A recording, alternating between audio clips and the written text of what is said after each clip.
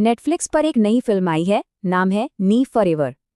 तो क्या ये वैसी फिल्म है जिसे आराम से परिवार के साथ बैठकर देखा जा सकता है, या कहानी में कोई पेच है? चलिए आज इसी का पता लगाते हैं। देखिए, फिल्में भी ना दो तरह की होती हैं। एक तरफ तो हैं एनिमल या कबीर सिंह जैसी फिल्में, जिन पर खूब चर्चा, खूब बहस होती है, और दूसरी तरफ होती हैं वो हल्की फुल्की फील गुड फिल्में। तो सवाल ये है कि ये जो नी फॉरएवर है, ये आखिर किस कैटेगरी में आती है? यही पता करना है। तो सबसे पहले ये कोई टिपिकल लव स्टोरी नहीं है। इसे समझिए आज की टिंडर जनरेशन का एक लव टेस्ट। यहाँ प्यार सौदा है और इमोशंस तो एक एग्जाम जैसे हैं, कोई पास होता है तो कोई फेल। अब कहानी के जो मेन कैरेक्टर्स हैं ना, वो कोई सीधे साधे हीरो हीरोइन नहीं है।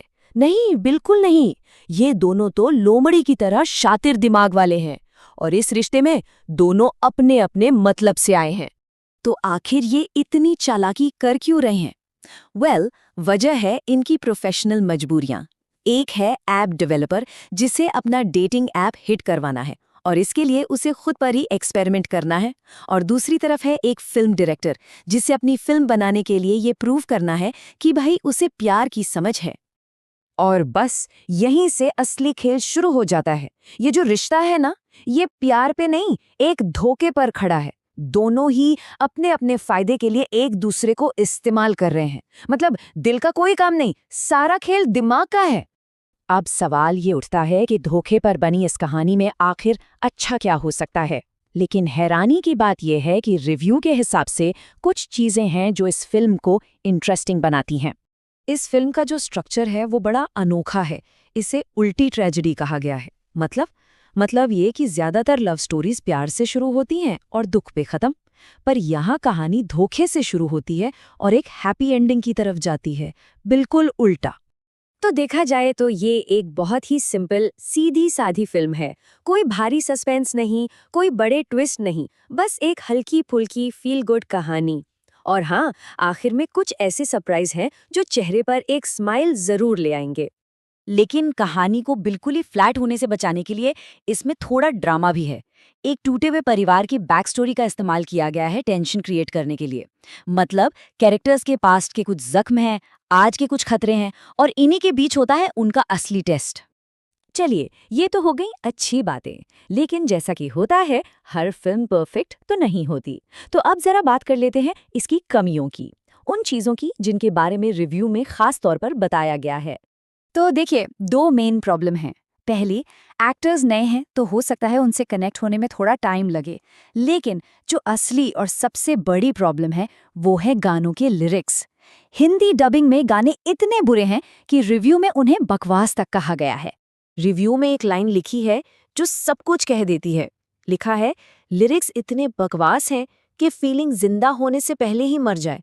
सोचिए, ये कितनी बड़ी बात है किसी फिल्म के म्यूजिक के लिए। तो भाई, इसका सल्यूशन क्या है? बहुत सिंपल। रिव्यू की सलाह एकदम साफ है, जैसे ही गाना आए बस उसे स्किप कर दो।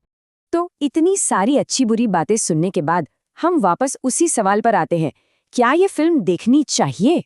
रिव्यू में फिल्म को मिले हैं 5 में से 2.5 स्टार, एकदम एवरेज, एक मिली जुली सी रेटिंग। तो सवाल ये है कि ये फिल्म आखिर है किसके लिए? देखिए, अगर किसी स्पेशल के साथ एक सिंपल सी, बिना दिमाग लगाए देखने वाली फिल्म चाहिए तो शायद ये अच्छी लगे। लेकिन अगर कोई अकेले देख रहा है या फिर एक मास्टरपीस की तलाश है तो शायद इसे छोड़ देना ही बेहतर है। तो फिर सवाल ये है कि जो लोग अकेले देख रहे हैं वो क्या करें? और यहीं पर कहानी में एक मजेदार मोड़ आता है। रिव्यू हमें घुमाकर वापस वहीं ले आता है जहां से हमने बात शुरू की थी। सुझाव ये है कि अगर अकेले ही देखना है तो फिर जाइए और एनिमल या कबीर सिंह जैसी कोई फिल्म देख लीजिए। लेकिन रुकिए, कहानी यहीं खत्म नहीं होती। रिव्यू में एक आखिरी और शायद सबसे जरूरी सुझाव भी है, और वो सुझाव इसी रोमांटिक जॉनर की एक इससे बेहतर फिल्म के बारे में है। और ये है इस पूरे रिव्यू का सबसे बड़ा टेक अवे। नी फॉरएवर को छोड़कर नेटफ्लिक्स पर ही एक दूसरी फिल्म देखने की सलाह दी गई है जिसका नाम है लव टुडे, और दावा ये है कि इसके जैसा कुछ नहीं देखा होगा। तो अब फैसला देखने वालों को करना है, एक सेफ, ठीक ठाक सी लव स्टोरी देखनी है या फिर कुछ ऐसा जो सच में हैरान कर दे।